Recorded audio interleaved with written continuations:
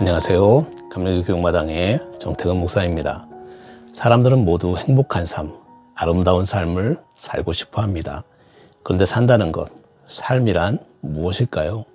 우리는 모두 삶을 살고 있지만 삶이 무엇이냐고 물으면 선뜻 대답하기가 힘듭니다. 삶이란 이런 것이라고 말하기가 쉽지 않습니다. 우리는 무엇을 설명할 때에 그거와 상반된 것을 대비시켜서 설명하면 조금 이해하는 데 도움이 될 수 있습니다. 예를 들어 하나님께서 빛을 창조하셨는데 우리는 빛만 들여다보면 빛이 뭔지 알 수 없습니다. 그런데 하나님께서 빛을 창조하실 때에 세상은 흑암이었습니다. 이 흑암이라고 하는 그 배경을 놓고 보면 빛의 가치와 의미를 알게 되는 것입니다. 또한 하나님께서 해와 달과 별, 우주를 만드셨는데 우주는 코스모스, 즉 질서라는 뜻입니다. 이 질서만 보면 질서를 알 수가 없습니다. 그런데 하나님께서는 코스모스를 만들기 전의 상태는 카오스, 즉 혼돈이었습니다. 이 혼돈을 배경으로 삼으면 코스모스의 의미를 명확하게 이해할 수 있는 것입니다. 마찬가지로 삶이 무엇인가를 알기 위해서는 그것과 대비되는 죽음과 비교해보면 알 수 있습니다. 우선 죽음은 순서가 없습니다. 태어날 때는 순서대로 태어나지만 죽을 때는 순서가 없습니다. 아무리 건강한 젊은이라도 언제 어떻게 죽을지 아무도 모릅니다. 죽음을 뜻하는 한자는 죽을 사자인데 이 말을 풀이해보면 이 사자는 한밤에 한밤중에 비수처럼 날아온다라는 그런 뜻입니다. 낮에 비수가 날아오면 피할 수 있지만 한밤중에 날아오는 비수는 피하기가 어렵다는 뜻입니다.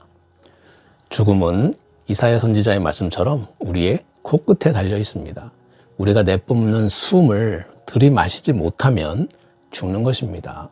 임종을 앞둔 사람들을 보면 마지막에 숨을 헐떡이다가 그 한숨의 공기를 마시지 못해서 죽는 것입니다. 창세기 4장 26절에 보면 에노스 때에 인간이 비로소 여호와의 이름을 불렀다 그렇게 기록하고 있는데 에노스라는 뜻의 이름은 바로 죽을 수밖에 없는 존재라는 그런 뜻입니다.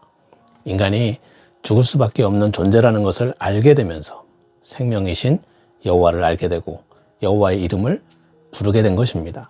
자신이 죽을 수밖에 없는 존재임을 알 때 비로소 생명이신 하나님을 인격적으로 찾게 되는 것입니다.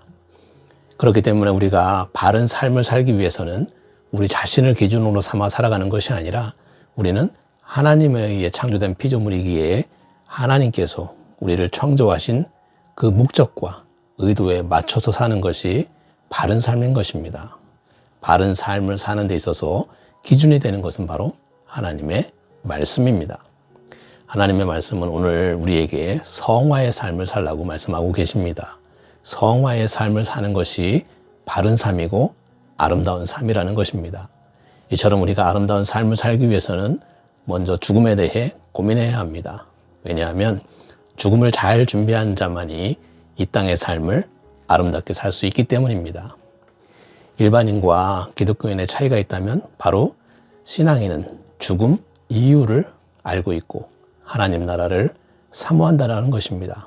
그러하기에 더욱 이 땅에서의 삶을 아름답게 성화의 삶을 살아가야 할 것입니다.